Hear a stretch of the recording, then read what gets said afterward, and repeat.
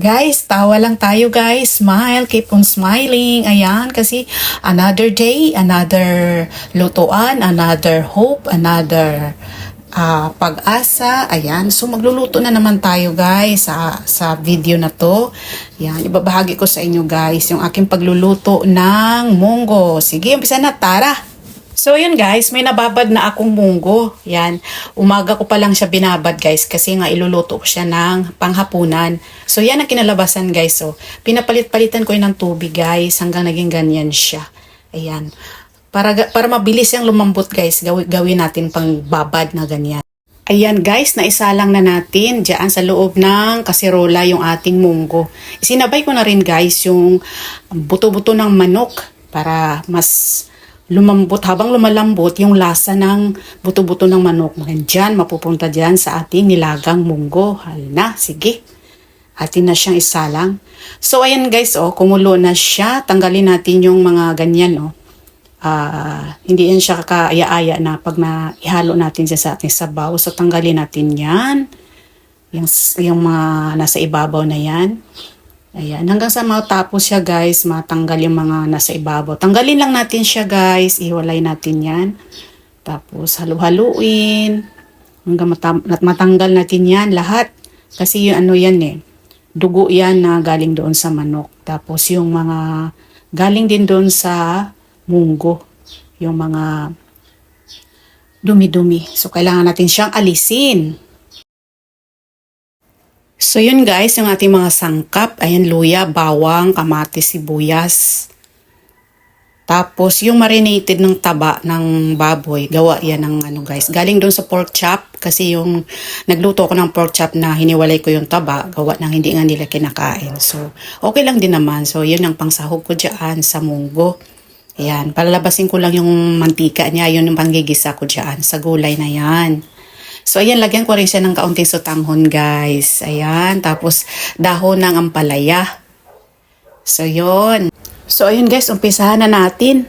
Hintayin lang natin lumabas yung kanyang mantika para yun din ang ating gagamitin pag gisa-gisa sa ating mga pansahog. So, yun guys, lumabas na yung mantika at yun ang isusunod yung mga pansahog. Yung bango. Guys, gawa ng munggo yung ating ulam. Inuna ko muna yung luya. Tapos isunod ko naman dyan yung bawang, sibuyas, kamatis. So yan guys, nalagay na natin lahat ng mga pangsahog. Hintayin lang natin ng mga ilang minutes. Tapos yan, ilalagay na natin yan sa ating nilagang munggo. So yun guys, yan na yung ating nilagang munggo. Super lambot na siya. So ating sunod yung ating hinanda kanina na mga pangsahog. Lalagay na natin dyan. Guys, bago kong pala nakalimutan guys, hindi ko nabanggit kanina, yung hinalo ko kaninang buto-buto ng manok, na ialis ko na din habang wala pang timpla kasi papakain ko yun sa aming alaga na si Pomi guys. Okay naman yun kasi wala pang timpla. So tinabi ko na siya kanina pa. So ngayon, isusunod ko na naman yung sotanghon. Ayan guys, Ayan. Ayan, halo-haloin lang natin. Tapos lalagyan ko rin siya guys ng isang broth cube. Ayan, para lalong lumasa yung ating munggo. Tapos lagyan ko rin siya ng kaunting paminta. Ayan. Hindi na ako naglalagay ng guys, asin kasi for sure alam ko kung tama na yun siya. Pero kung sa inyo guys, mataas kayo magtimpla, okay naman magdagdag. Tapos isusunod ko na rin yung dahon ng ampalaya. Wow! Tapos atin nakaluhaluin. So yun na yung ating munggo ngayon guys. Yan. Munggo natin ngayon. Kasi holiday naman. Holiday ngayon guys. Nag-munggo ako. Ayan. Happy Friday everyone. Ayan. Mga ating. So yun na guys. Kakain na tayo ng ating munggo guys. So yun guys. Kakain na tayo. Ayan yung aking, alam nyo guys, first time ko magluto ng munggo. Ayan, sa buong buhay ko na. Yan ang nagugustuhan kong luto ko guys. Ayan, promise talaga guys. Ganyan pala ako nakapagluto ng munggo na ganyan kasarap.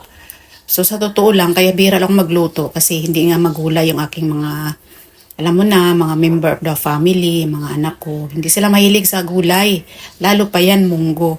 Subira ko sa iluluto. Ngayon lang talaga na araw. Parang na-excite akong magluto guys ng munggo. Ayan. So, yun. Kinakain ko na guys. Napakasarap. I-try nyo guys. Napaka-affordable na putahe ng ulam na to. At saka napaka-sustansya. Ayan. Very affordable and very nutritious. Trust me.